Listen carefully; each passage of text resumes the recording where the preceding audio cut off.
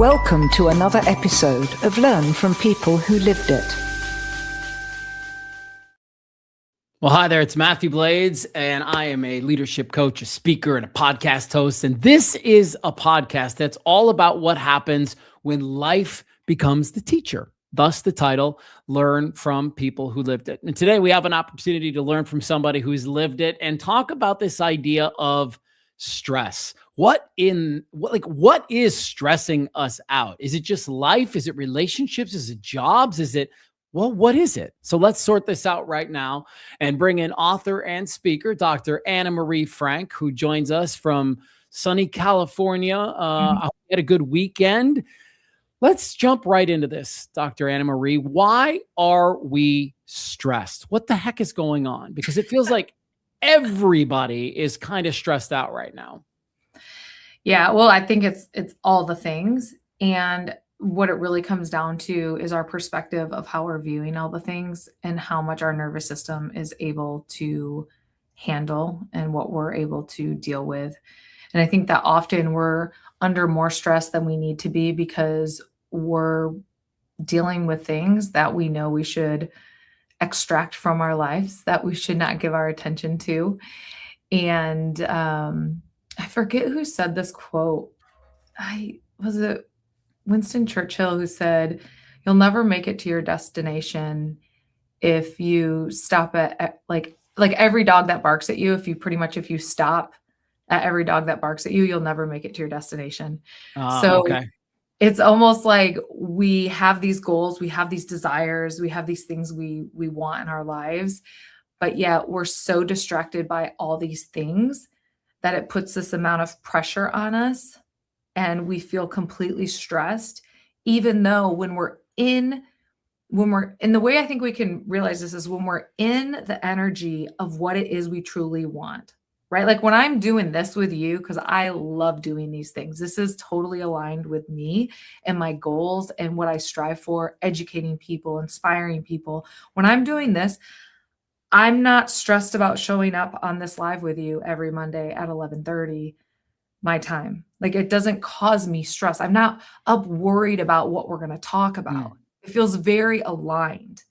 It's the things that I start to get more stressed out about. And I'm realizing more and more the things I'm getting more stressed out about are the very things that are not fully 100% in alignment with my true desires of what I want in my life. And so I think that we get to get quiet and figure out what is it I really want and what's taking my energy, because what's taking your energy is causing us stress and it's probably not in alignment. And I think, I'm a people pleaser. I'm a recovering people pleaser. So saying yes to all the things is really, it can hurt us and cause us a lot more stress. So that's one big aspect of it. And then of course the other is always going back to how we are taking care of our bodies, what we're eating, how we're moving our bodies, what we're prioritizing in terms of our mental and physical health. And if we don't have our foundations of health dialed in, we will be more stressed over the simplest things because they will feel astronomical in terms of trying to deal with them when we're not doing okay inside. Yeah, I was thinking for myself, it's I have this mantra that I say to my family all the time, which is we can't do all the things all the time. And at the same time. Right. Yeah. We just can't do all the things all the time. We have to there's got to be some prioritization there. And I have this conversation almost weekly with my business coach, because I experience high levels of stress around the business end of things because it isn't the most natural for me. Mm-hmm. And she gave me an idea. She said, write down what you're overwhelmed about. She said, make a list and then rank the list of needs. What needs to be done first? And then she gave me this acronym, DAD: delegate, automate, delete. And she said, what can you give to somebody else? What can you automate? And what just has to let go because it's not, like you just said, it's not in alignment. Yeah. And so that's kind of the how-to, but yeah, there is this thing. And it, honestly, it kind of irritates me a little bit how much we have to do. Like there's always something to do. And I remember about 4.5 years ago when I went through my big retreat. And one of the biggest things that I had to work on, and maybe this is where we go next, Dr. Anna Marie, is I had to work on this idea of control and the fact that not only like I didn't need to be in control, I had to let go of things. I had to be okay with things just kind of falling off the cliff and being like, that's not my responsibility. I mean, I can see it. It's going towards the cliff. And if I don't run after it, it's going to fall off the cliff. And I kind of had to get to a point where I was like, okay, so will things just fall off the cliff and they don't get done. And that has to be okay. But I would love to have that conversation with you right now. Control. How much does that impact our stress? A lot. And feels like it. Most things, they're not going to fall off the cliff. You're just setting them to the side. But our brain will go to like the worst case scenario. And control is a huge challenge in my life. This is something, especially people that experience quite a bit of trauma. When you have that PTS brain responding, we want to show up and control everything. Because if we can control everything, then we feel like we're safer. So then we take on even more stuff than we even need to. One of the biggest things in terms of control that I actually let go of this last year, and my brain couldn't even wrap my head around this idea. And everyone kept telling me, you need to have an assistant to manage your schedule. And I'm like, oh no, like my calendar? Absolutely not. Like I need to know, I'm going to schedule people. I'm going to do the thing. And that was one of the last things that I delegated out and let control go in that. And it is life-changing. So literally every day I show up to work and I check my schedule of what's on the agenda today. And then my schedule is essentially made for me. And I used to have other, professionals tell me, oh yeah, I have someone who's got, and I'm like, how in the world? Like, that's just, to me, I could not let that control go. But it feels so much more freeing. It's like one less decision. Someone emails me and wants to book time with me. I just CC my assistant and hey, they'll work out a schedule versus me going into my schedule, figuring out what date works for you, what time works for you. And that was a big one to delegate and to let go of control. But there are all these little things also that we do that where we're holding on, we're still doing them, especially for business women. Are we still cleaning our house? Are we still organizing everything? Are we still taking care of our lawn? Are we like, there's so many things we can hire out and delegate to. And I think that's more important now than ever before. I want to give people permission. This is something that I've said for a long time. When we have little kids, and they're in like all their activities, I know that this is a truth in life because, look, I watch my wife go through this. I watch myself go through this, but I want to just say to parents, like, it is okay to miss your kid's practice. It is okay to miss a kid's game. Like, I don't it is think okay. My parents ever went to any of my practices ever. Right. Like just drop them off, or do some sort of a ride share where like every day of the week, somebody else is responsible for getting the kids to practice and staying there just in case something happens. But, it can feel so overwhelming that you have to be at all the things. And for me, I feel like, and look, I'm just going to say this and it may come off a little bit ruder or blunt or whatever, but like, you don't have to be at all the things. Can you stop thinking so much of yourself? Like you have to be at all the things for all the reasons. Like let your kids have it. Let them be at practice without you. Let somebody else manage their time for a little while. Like to me, there's a lot of growth that happens when we kind of go, all right, you're over here and you're in a safe place and I don't need to worry about you. But that also gets us back to this conversation of control and like you feeling like I have to control all the situations and I have to be there for all the things all of the time, which I believe is just causing us like, we're just like, what's the thing? We're just stretched too thin. That's what I'm trying to spit out, Yeah. And I think it's like the quality time with the kids. And like in the car is like the best quality time I feel like with the kids, but absolutely letting go. And I never had parents that went to my practices and I don't remember other parents being at our practices. maybe I'm forgetting, but I did notice that as I had kids, it was interesting that like, because my brain would be like, yeah, just drop them off, and I have like an hour to go to Target or like Right. go do something. Exactly. And then I'm like, wait a minute, all these parents are like staying for practices for their kids. I'm like, am I supposed to stay? And so now, I mean, I kind of do the 50-50. Sometimes my assistant will drop the kids off at practice and, and then I'll pick them up, or I will drop and then I'll stay and I'll watch a little bit, or I'll go in my car, record some things and work on stuff. But when you played sports, was that, I don't think parents Everybody used to just do got that. dropped off. No, Yeah. everybody Okay. just got dropped off. Yeah. Yeah. So, yeah, I don't know what's changed and why I guess our generation feels the need to like stay at practices and to be there, with the kids every second of every day. Or maybe that's a little extreme, but yeah, it's delegating the time. And I love how you said also the delete.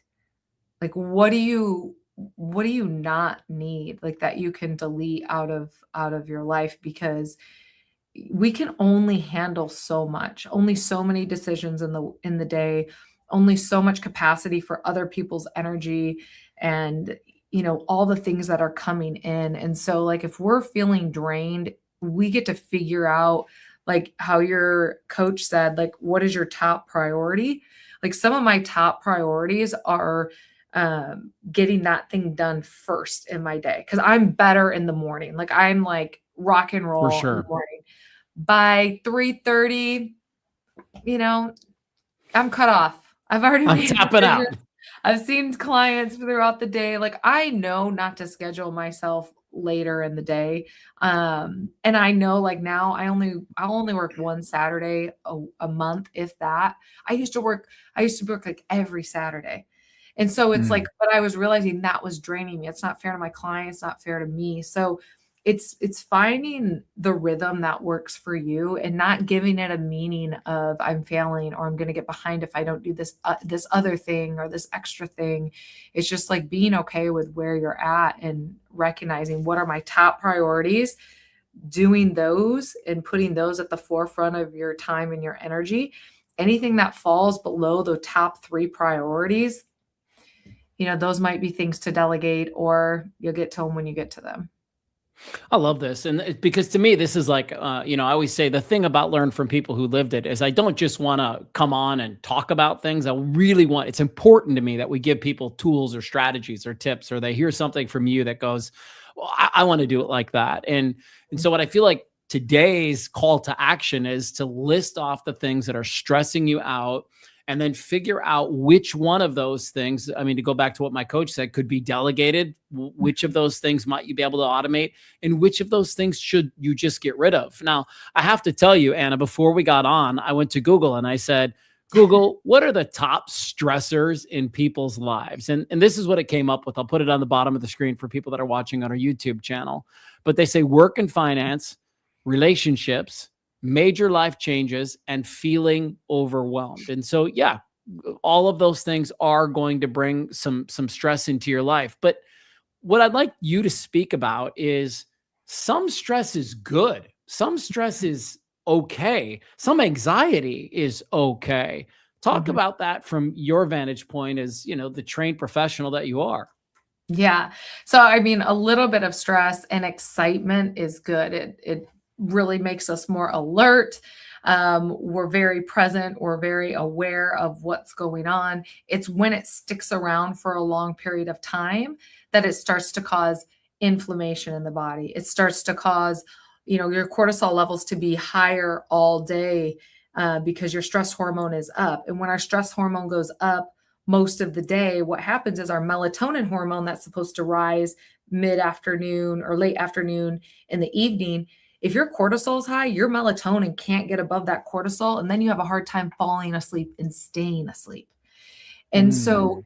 acute stress, minor stresses, those are great. It's that long burn, that long-term stress that burns the candle at both ends. And eventually there is a crash and burn. And we don't need to get to that point. Burnout is a real thing. And burnout is going to come when you're not in alignment with the things that give you the most energy and you're trying to do all the things. And that's when it really starts to hurt your body. So acute stress, fine, but that long-term stress is really going to eat away at you. And the sooner you can delegate, the sooner you can delete, the sooner you can, make your list and figure out what is below my bottom 3. That's what I need to bounce to someone else or get rid of. The more energy you're going to feel like you have and the more efficient you'll end up being. Otherwise, you're just too distracted in so many different areas.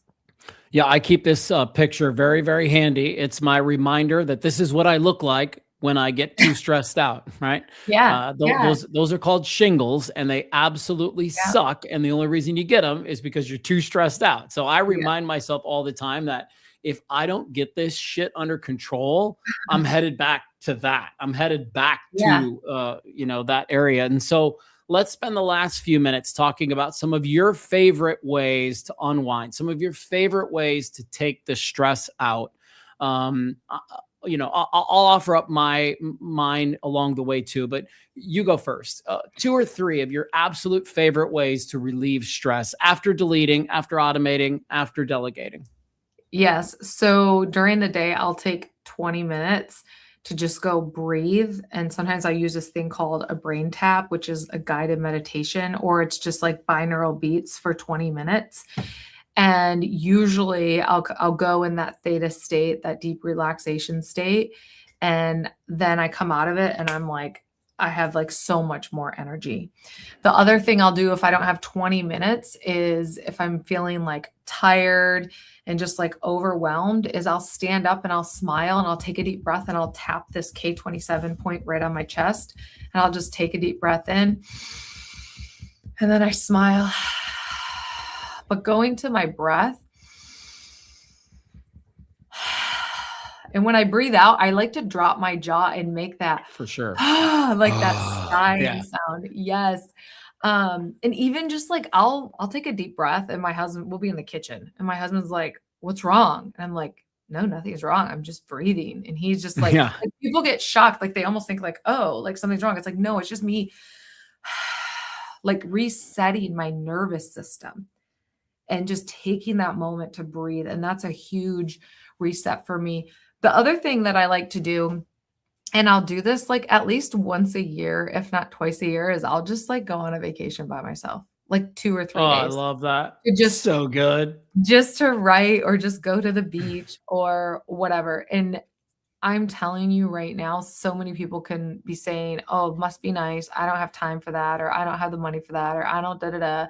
I used to be that person.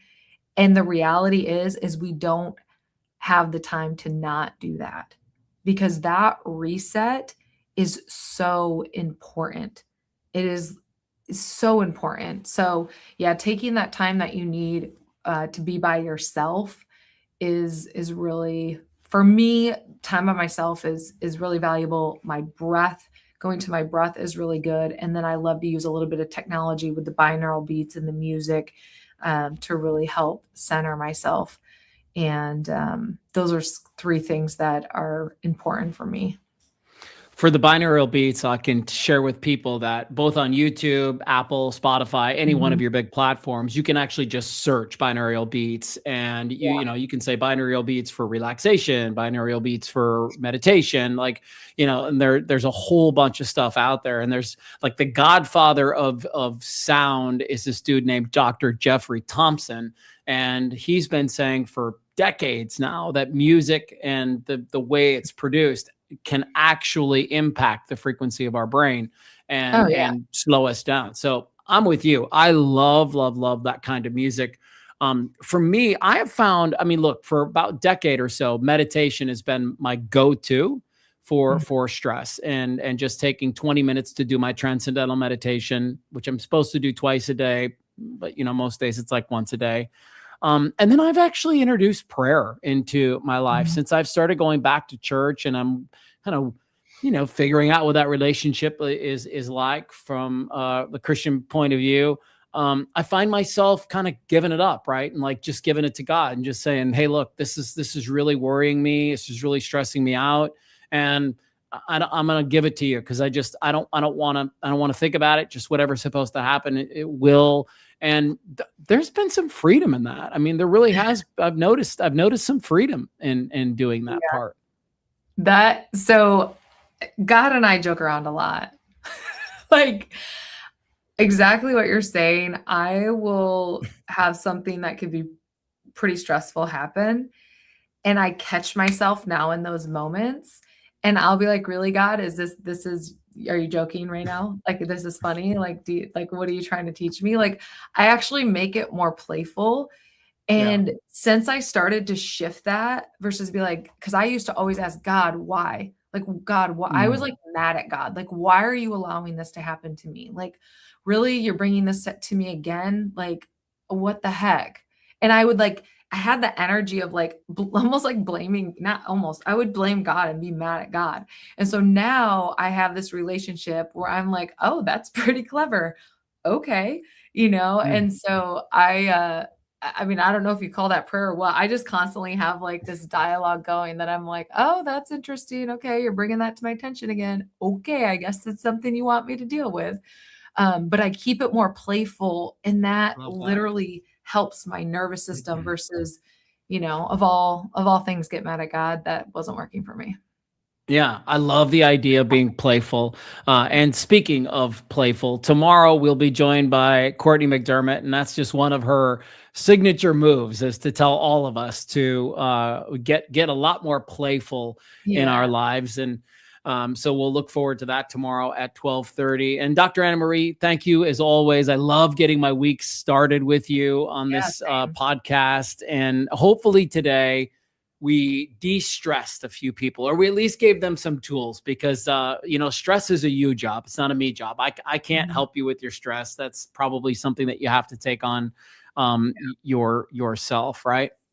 Yeah. And this is some of the big work I do with the clients that I coach is in a session, we can talk through and go through the things that they want coaching on. And there's usually some stressful things, but once we go into, usually we'll do some type of embodiment piece before the session's done. And it can be visualization, it can be breath.